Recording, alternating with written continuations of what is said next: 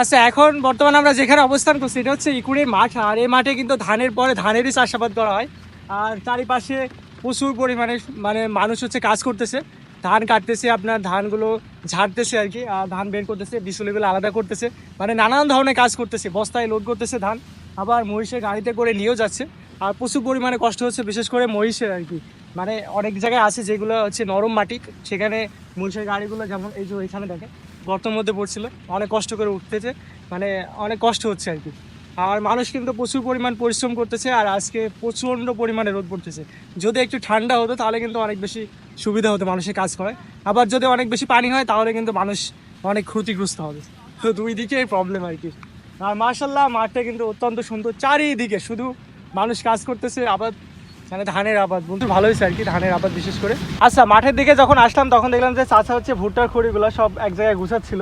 আমরা এই খড়িগুলো গুছিয়ে এক জায়গায় পুড়িয়ে দেবো। এগুলো পুড়াই দেবেন? পুড়িয়ে দেবো। অনেকে হচ্ছে আপনার এই খড়িগুলো বাসায় নিয়ে যায়, বাসায় নিয়ে যায়, ভাত তরকারি রান্না চুলায় নিয়ে চুলায় জ্বালানোর কাজে ব্যবহার করা হয়, ভাত তরকারি সবকিছু রান্না করা হয়। আর পাশে দেখলাম পুড়াইছে, আপনিও পুড়াচ্ছেন। এরপরে কি আবাদ করার? এরপরে ধান আবাদ করব। ধান আবাদ করবেন? আর ধান যেহেতু এখন কাটতেছে আর কি, চৈতি ধান যেটা এখন কাটছে, এটা চৈতি ধান। হ্যাঁ অবশ্যই, আবার এরপরে ধান লাগাবেন। ধান লাগাবো। আর মাশাআল্লাহ ভাদ্র আশ্বিন মাসে কাটা পড়বে। মাঠ কিন্তু সুন্দর, কিন্তু প্রচুর পরিমাণে রোদ পড়ছে, খুব রোদ দিতে হয় বাপরে, যে সে রোদের তাপ গো। আর মাথায় তো আপনি গামছাও দিয়ে আছেন। গামছা না দিয়ে কি করবি, যে রোদের তাপ। অবশ্যই প্রচন্ড পরিমাণে রোদ পড়তেছে বাংলাদেশে মাঠে। আর আজকে দেখলাম যে বিকেলের দিকে একটু মেঘ, তারপরও বৃষ্টি হচ্ছে। সকালবেলা দুই এক ফুট পানু পইলু, ওই যে গরম রে বাবা, ওরে বাবা খুব কষ্ট আসলে। তো আমার পিছনে যেটা দেখতে পাচ্ছেন এটা মূলত হচ্ছে একটি ছোট চালো মেশিন।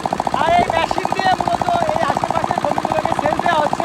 আর যেহেতু প্রচন্ড পরিমাণে রোদ পড়তেছে, মানে ঝাল গাছগুলো সব মরে গেছে, এরকম একটা অবস্থা হয়ে গেছে, পানির প্রয়োজন অনেক বেশি। আর এখানে অনেকগুলো বক পাখি ছিল, তো ওইগুলো আবার আশা থেকে সব উড়ে গেছে আর কি। আর মাশাআল্লাহ মাঠের মাঝখানে কিন্তু এটা দেখতে অত্যন্ত সুন্দর লাগছে। আমার পাশে যেটা দেখতে পাচ্ছেন এটা হচ্ছে একটি পায়ে পেডেল করা ভ্যান। আর এই ভ্যানগুলো কিন্তু খুব একটা দেখা যায় না। আর এই ভ্যানটা হচ্ছে মাঠে নিয়ে আসছে শুধুমাত্র ঘাসগুলো বাসায় নিয়ে যাওয়ার জন্য, যাতে সুবিধা হয় আর কি। তো মাঠ থেকে ঘাস কাটার পরে এই ঘাসগুলো এখানে ভ্যানের উপর সাজায় রাখছে। আর এই ভ্যান দিয়ে কিন্তু আগে 5 বছর আগেও অনেক ভাড়া মারা হতো এবং অনেক বেশি পরিশ্রম করতো আর কি। আর এখন ব্যাটারি চালিত ভ্যান বা ব্যাটারি চালিত সব কিছু আসার পরে কিন্তু অনেক বেশি সহজ হয়ে গেছে মানুষের জীবনযাত্রা।